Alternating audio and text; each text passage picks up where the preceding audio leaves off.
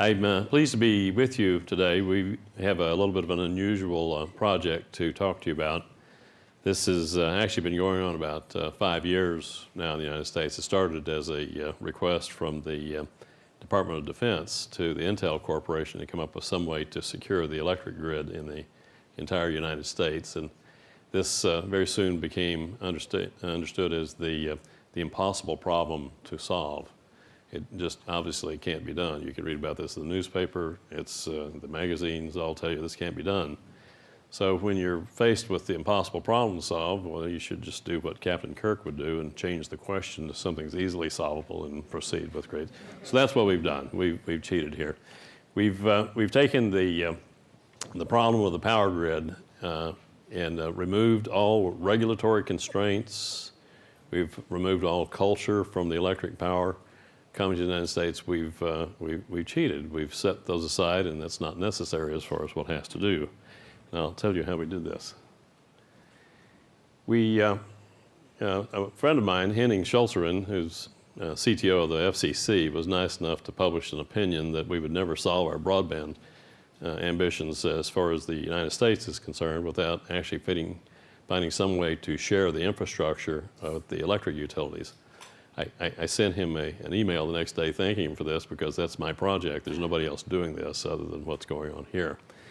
The answer to the problem is to use the 960 rural electric cooperatives in the United States. These are relatively unknown organizations. They're private, not-for-profit corporations. They're totally unregulated. They're not subject to any federal regulation, state regulation, local regulation, none whatsoever. The only thing they're answerable to is their board of directors is made up of the people who live in these towns, and anything they want to do is okay. It doesn't even have to be electric power. It can be anything. And so as such, they have the ultimate in flexibility. In the 1930s, less than 10% of the homes in the United States had electricity, and it was due to some fairly ingenious work with Teddy Roosevelt to actually come up with this plan. And so the cooperatives were born, and it's their system that we're actually using here. So we'll do this. This map shows roughly where the cooperatives operate. It's all but 3 states have cooperatives in them. And it's roughly all the area between the large cities as far as what's operating here.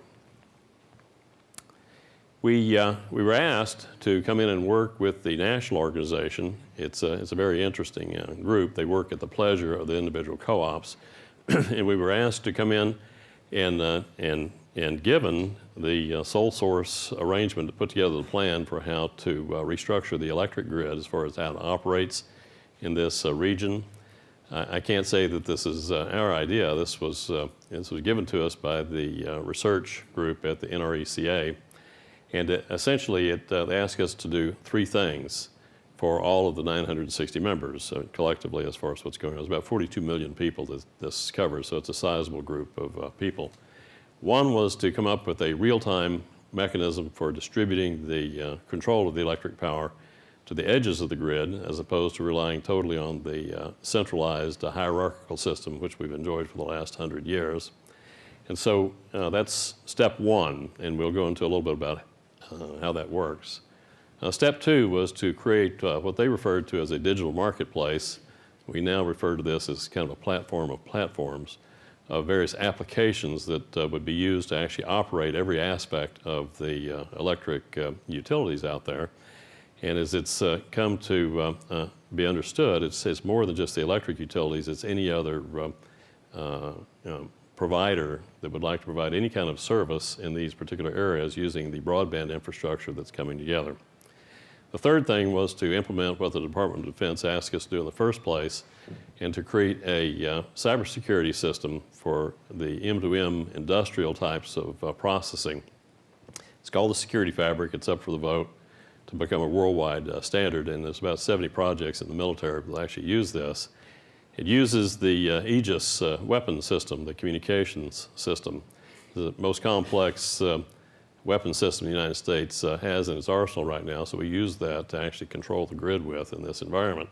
It's got no single point of failure. It works quite well. If you take a torpedo in the starboard engine room, the guns still work. It's probably the least we could do for what we're up against relative to trying to deal with the electric grid of the United States.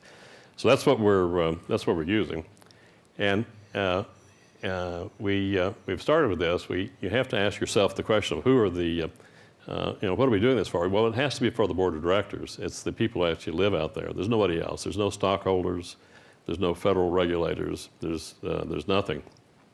So it has to be a consumer-centric type of arrangement that is meant to satisfy what's actually going on with the people and live in these environments. So the pace of innovation can actually move quite quickly when you remove these constraints from what actually has to be done. What we're finding is that the young folks out there in these environments are the ones who have all the best ideas as far as how this should be done. So incorporate them into the process. It's part of what the platform arrangement is all about. Now this is, taking a lesson from history. If you go back to the Roman Empire, they had a variety of experiments they ran every year with how the government should be set up. And they have a very interesting arrangements been put together. We looked at Visa as a cooperative model as far as how all the banks came together to offer credit card processing and things like that.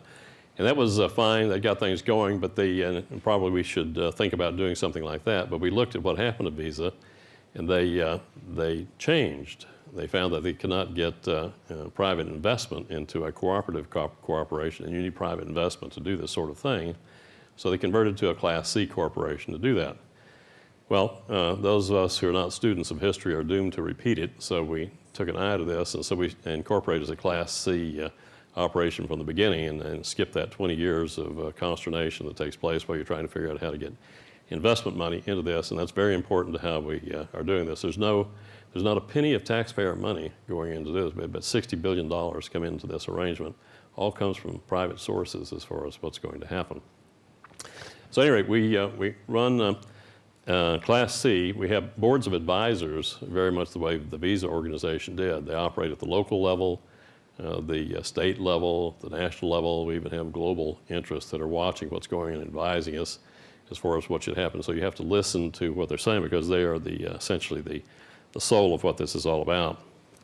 Now, I was a little amused this morning and actually grateful at Sam Palmisano's discussion. He ended up on a slide that said that when you put something like this together, it kind of has to have a certain shape.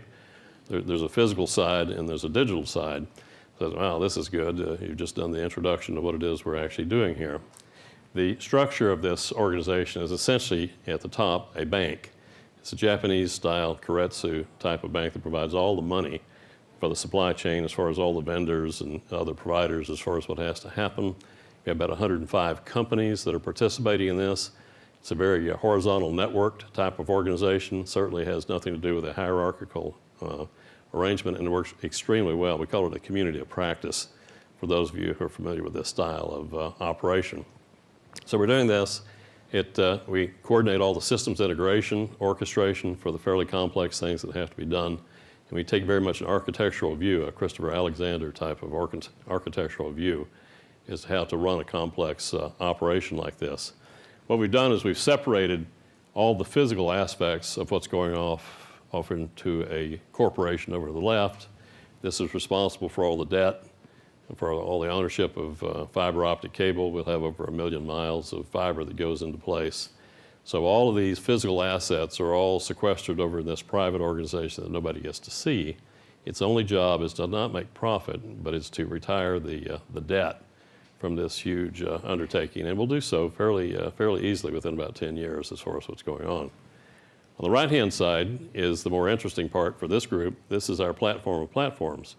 Once you have the physical assets in place, then the question is, what are the applications, what are the content, what are the services that you actually use to make money and introduce things that are going to be very useful for the customers out there. So the digital marketplace is the platform of platforms that we're talking about.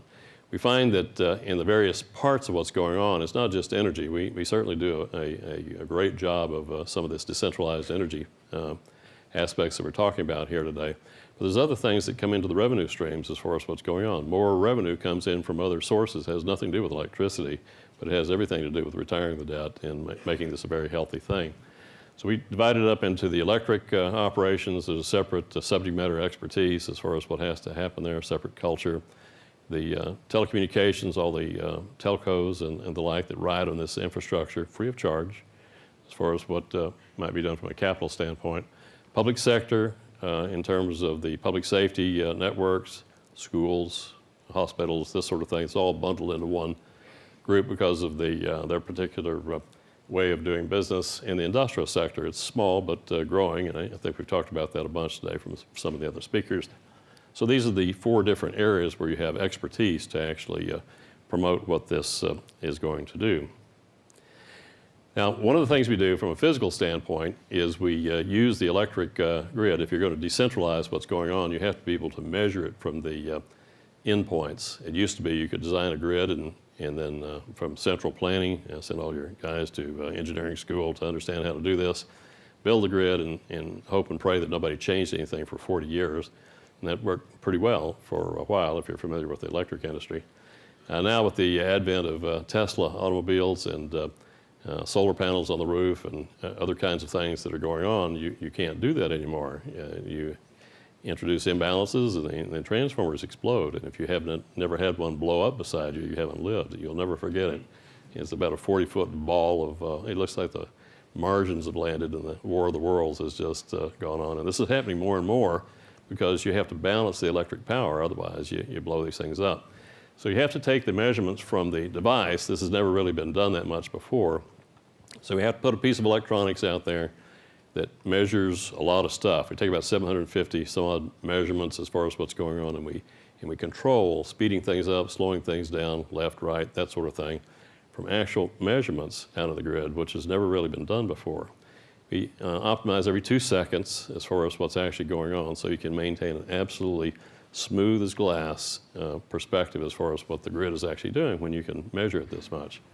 Now we run communications because somebody has to be able to do something.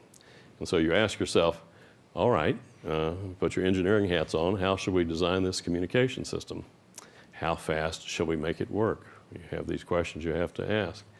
And if you think about it, the typical electric engineering person assigned to this job will say, I know what I will do. I will make this as slow and non-functional as possible because if I do this, it will cost less. If it costs less, my boss will smile at me. He'll get me a raise, and I might even get a promotion. I mean, you see exactly how this goes. But if you put your Intel baseball cap back on, look at this and say, well, wait a minute. What is the difference in cost between slow and fast? And you see that there's no difference. It's all a matter of volume. You can run this just as fast as you want as long as you have enough volume. So we've arbitrarily decided we will run 10 gigabits per second out to the pole. Each one of these transformers serves about 3 to 8 homes on the average in the rural parts of the United States. And so that's what we're going to run our little thermometer with out there. And so you might ask yourself, as all of our members have, what else could you use all this bandwidth for if you've got it out there free of charge as far as what's going on? Well, we could provide internet service to the homes. So you can see that within 60 seconds. Well, how fast should we make that run? Again, that's the wrong question to ask because you can make it run as fast as you want. It's a matter of volume as far as what's going on. So we've arbitrarily picked to provide 150 megs to every home in rural United States as far as this arrangement wirelessly. There's no wire. It cuts the whole national program in half as far as the cost is concerned by doing the last 100 yards wirelessly as far as what's going on. We'll start this way and we make adjustments to it. The equipment is all very flexible. And so we'll step it up to a gig as soon as that's standardized. It should take about a year and a half, but no change to the rest of the system per home. Now, the device actually is a wireless arrangement. It can handle multiple frequencies. Actually, we have 12 frequency pairs so that all of the various carriers can provide their LTE service, give you 5 bars of coverage, 10 times the capacity that the current cellular system can do because they're small cells, small radius as far as what's going on. So we can support all the carriers out throughout this entire region as far as what goes on. The new public safety radio arrangements, the band 14 arrangements, We've demonstrated this at the Super Bowl this year. Homeland Security selected this to be the mechanism for handling all of the specialized communications during the game. Two things I could say about that. One, it was a terrible game, but B, it was great because there's no problems as far as the security arrangements because we had really slick communication stuff. We actually ran it from Houston. They gave us 4 weeks notice to put this whole thing together as things tend to happen as far as what's going on. So it ran perfectly. We ran it from Houston even though the game was at San Francisco as far as what was going on. So there's a real story about that as far as what happened to happen. And we can use other things. We have a variety of people that do smart city kinds of arrangements. We have precision agriculture types of programs where you need wireless communications to tractors that have no drivers associated with them. This all sounds fairly fanciful until you're standing there watching it actually run in front of you as far as what's going on out at so anyhow, this is kind of a snapshot of one of the pieces of what the physical infrastructure is all about. People provide the broadband service that we want. It's kind of an ancillary service in both fixed locations and also mobile. Any place you go, pick your vendor. It will be supported. Now we use, for the platform side, we're using, as was mentioned in the previous discussion, the R6 Infinova platform. And the reason we like it so much is it's divided up into a couple of tiers. We can implement any number of providers that will be providing revenue streams as far as the various services that will run over this infrastructure.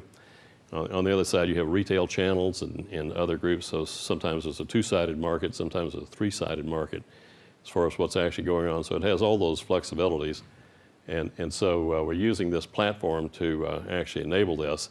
And we have several people doing this right now. What's very interesting is we'll do this for a little bit, and then we'll let our users out in the rural areas start creating their own platforms and incorporating them. So there'll be thousands of different platforms that operate from this arrangement.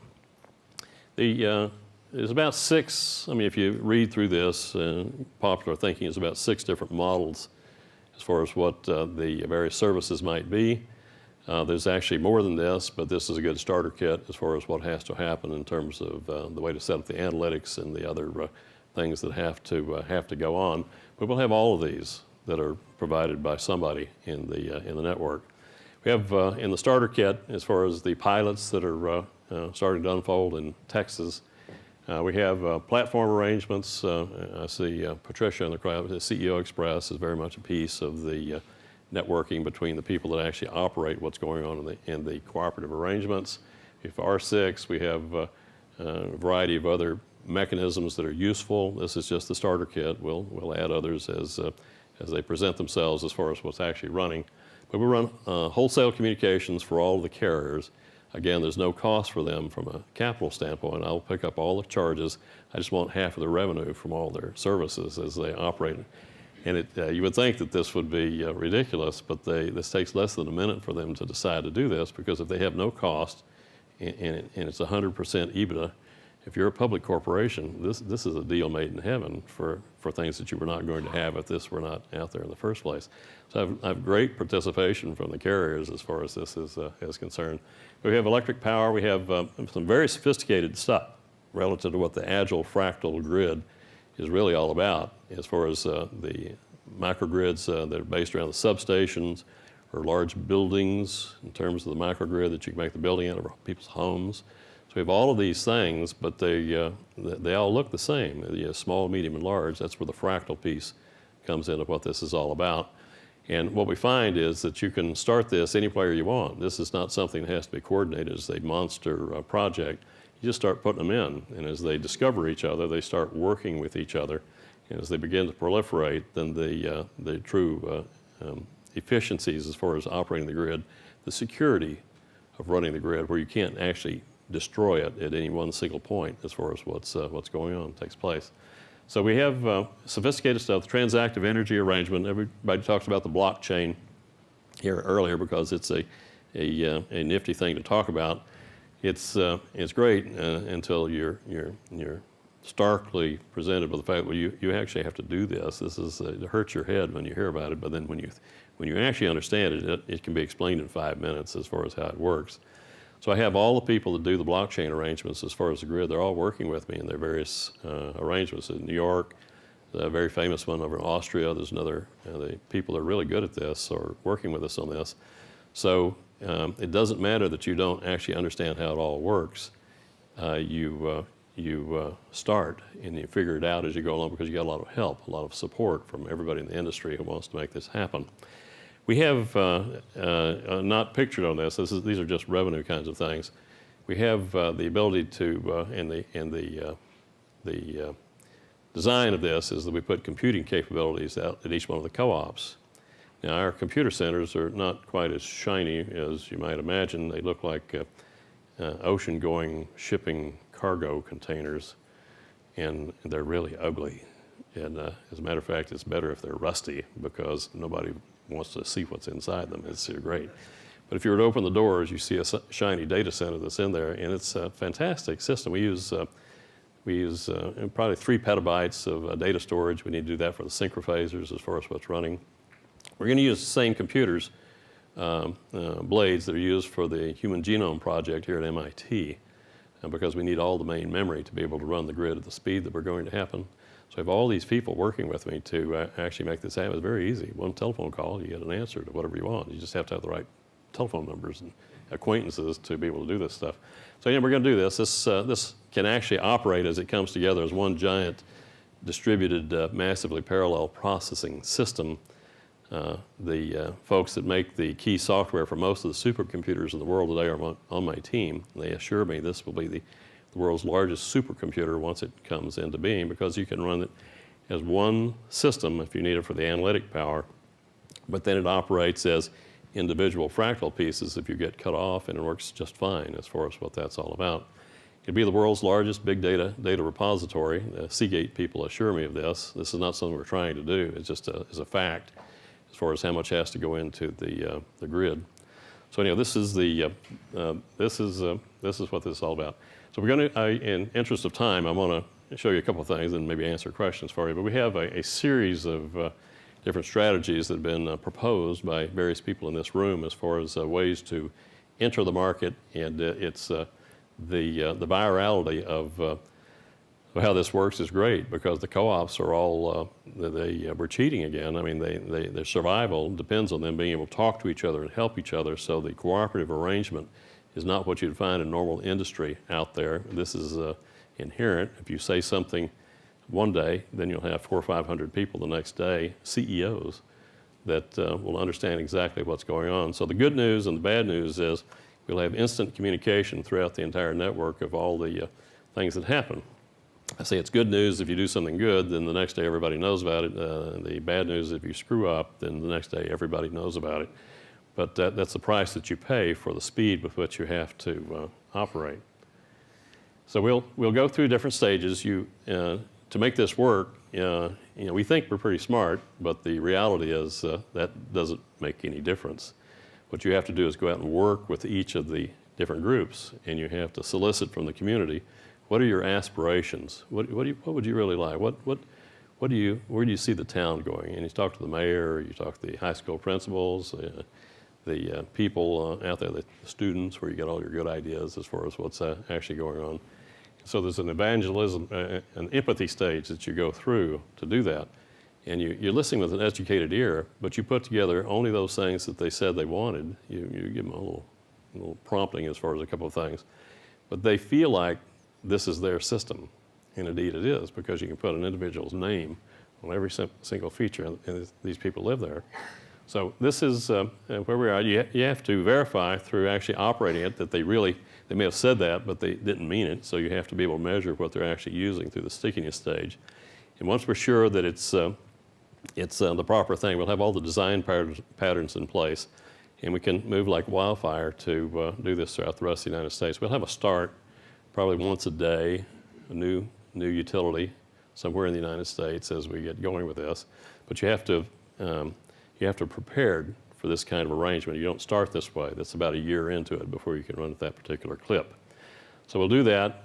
We'll have to get serious about making money on this, not so much profit for the co-ops, but certainly for the investors that are putting the money in to actually make this happen. There's plenty of money Yeah, it used to be during the recession there was no money. Now there's plenty of money. You have to go about getting it in the proper way and being able to pay it off through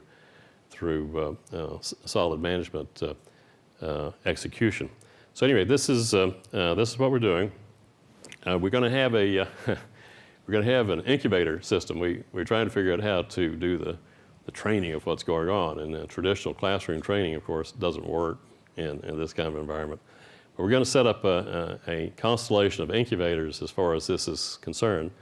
A lot of lessons to be learned over here across the street at the Cambridge Innovation Center, here at MIT as far as things that work well. Also taking lessons from South America, from Parkasoft, as far as more of a distributed type of arrangement. So our incubator will operate in each town, and the support system of the different people that are participating in that, and the various mentoring and things like that, will operate in a more decentralized fashion, but we give them all red hot computing facilities, broadband facilities. We'll have lots of mentors relative to the platform kinds of arrangements. And we're going to have a prize for the first high school kid that makes $1 million through the platform. And we're sitting around trying to think, well, what would you give a kid that made $1 million? Are you going to pay for his college education? Well, if he's made $1 million, he doesn't need money. So if anybody out here has an idea as far as what we should do as far as the prize for this, let us know, because we'll have one before you blink your eyes with this. So this is the Agile Fractal Grid.